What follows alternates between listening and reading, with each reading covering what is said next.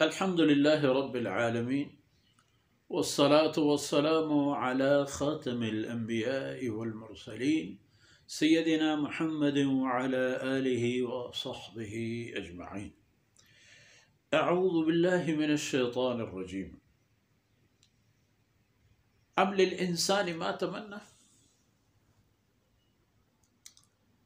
فلله الآخرة والأولى وكم من ملك في السماوات والأرض لا تغني شفاعتهم شيئا إلا من بعد أن يأذن الله لمن يشاء ويرضى. سبحانك لا علم لنا إلا ما علمتنا إنك أنت العليم الحكيم. رب اشرح لي صدري ويسر لي أمري واحلل عقدة من لساني يفقه قولي واجعل لي وزيرا من أهلي رب زدنی علما وارزقنی فہما ثم اما بعد. گرامی قدر بھائیوں، بہنوں اور پیارے بچوں، یہ فرما دیا گیا تھا کہ لات و عزا و منات اور یہ سب کچھ، اور آپ لوگوں کی یہ احمقانہ اپنے خیال کے مطابق تقسیم، جو عقیدہ بھی غلط اور طریقہ کار بھی غلط. یہ عقیدہ رکھنا کہ اللہ رب العزت کا کوئی کنبہ ہے، اولاد ہیں، فلان ہیں، یہ تو بذات خود غلط ہے، اللہ کی شان کی خلاف ہے، اور اللہ رب العزت کی ذات کی توہین اور کفر ہے. اور پھر تقسیم بھی ایسی کہ اس میں اپنے لیے چن چن کے شمشیر زن، دلاور، گھڑ سوار اور فلان فلان نام رکھنا اور چیزوں کو منسوب کرنا، اور اللہ کی طرف لڑکیاں، خواتین. خیر، یہ تو تم لوگوں کی اپنی سوچ ہے.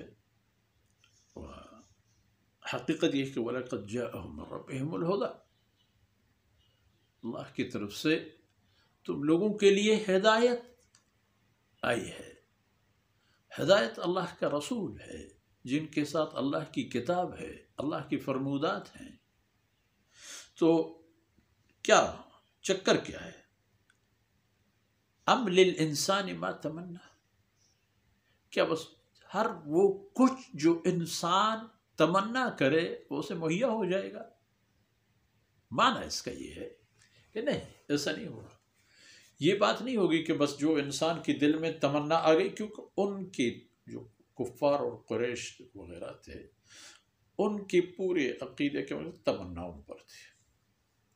اللہ رب العزت کی بندگی مطلوب ہے، اور اللہ رب العزت کی بندگی انبیاء علیہ السلام کی وساطت سے ایک روشن رستہ، اس کو وہ لینے والے نہیں تھے.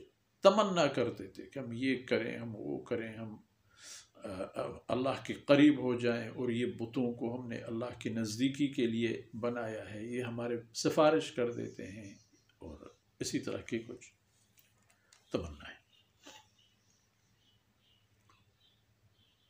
تو فرمایا کہ انسان کے لیے نہیں ہوگا یہ بات. کیوں نہیں ہوگا؟ فَلِلَّهِ الْآخِرَةُ وَالْأُولَىٰ، کیونکہ در حقیقت یہ جو کائنات ہے، یہ سب کے سب، چاہے وہ آسمانوں کے اندر موجود مخلوقات ہوں یا زمین کے اندر موجود اللہ کی مخلوقات ہوں، فَلِلَّهِ الْآخِرَةُ وَالْأُولَىٰ، یہ سب اللہ کے ہیں اور اللہ کے لیے ہیں. ان میں کسی اور کا کوئی عمل دخل نہیں ہے، نہ ان کی تخلیق میں اور نہ ان کی سنبھالنے میں. وہ تو اللہ ہے جو رب العالمین ہے، پالنے والا ہے، اور ان تمام مخلوقات کی خیر خبر گیری بھی وہی کرتا ہے. اور جہاں تک ان بتوں کی بات ہے کہ یہ تمہیں کام آئیں گے، اللہ کی بارگاہ میں تمہارے لیے سفارشیں کریں گے، یہ بھی اپنے آپ کو دھوکہ دینا اور اپنے آپ کے ساتھ فراڈ کرنا اور ایک غلط انتخاب کرنا ہے. کیونکہ کم من ملک فی السماوات والارض، کتنے سارے فرشتے ہیں آسمانوں میں، زمینوں میں، کیا تعداد ہے ان کی، واللہ اعلم، لیکن تعداد میں سب سے زیادہ مخلوق اللہ کے فرشتے ہیں، نورانی مخلوق۔ تو فرمایا اتنے سارے فرشتے، ان کی حالت یہ ہے کہ لا تغنی شفاعتهم شیئا، کہ ان کی شفاعت اور سفارش کسی کے بھی کام نہیں آئے گا۔ وہ از خود جرأت کر کے آگے بڑھ کے کسی کی سفارش کرے، کبھی نہیں ہوگا۔ اگر کچھ ہوگا وہ بھی مشروط ہوگا اللہ کی رضا کے ساتھ، اللہ رب العزت کی رضا کے ساتھ وہ مشروط ہوگا کہ اللہ رب العزت ان کو اجازت دے، اور جن کے لیے وہ سفارش اللہ کو منظور فرمانا ہو ان کے حق میں بھی بتا دیتا ہے کہ فلانی کے حق میں سفارش کرو۔ لا تغنی شفاعتهم شیئا الا من بعد ان یأذن اللہ لمن یشاء ویرضی، مگر اس کے کہ کسی کے لیے اللہ رب العزت راضی ہو اور اللہ کی مشیت ہو کہ فلانا آدمی کے حق میں سفارش کرو تو وہ سفارش کریں گے۔ تو گویا کہ در حقیقت اس کائنات کی کسی بھی گوشے میں، کسی بھی کونے میں، کسی بھی پوائنٹ میں، کسی بھی جگہ میں اللہ کے علاوہ کسی کی کچھ بھی نہیں چلتی، کسی کی کوئی بھی حیثیت نہیں ہے۔ اور انسان کو پیدا فرمایا گیا، اسے باخبر کر دیا گیا، اسے رہنمائی کی گئی، اسے ہدایت مل گئی اللہ کی بندگی کی۔ وَلَقَدْ جَاءَهُم مِّن رَّبِّهِمُ الْهُدَىٰ، اللہ کی طرف سے ان کے لیے ہدایت بھی آ گیا۔ گزشتہ میں اگر دیکھیں، ہر دور کے رسول اور پیغمبر کو اللہ نے ان اقوام کی ہدایت کے لیے مبعوث فرمایا، اور انہوں نے اپنے حق رسالت بہتر طریقے میں انجام دی۔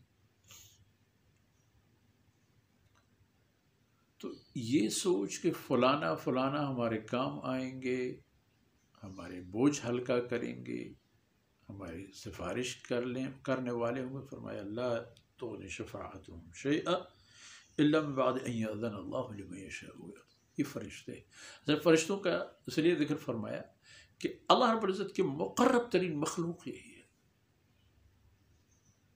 یہی مخلوق ہے کہ ان میں سے ایک فرشتے سے ایک لمحے کے لیے کوتاہ ترین کوئی گناہ نہیں ہوتا،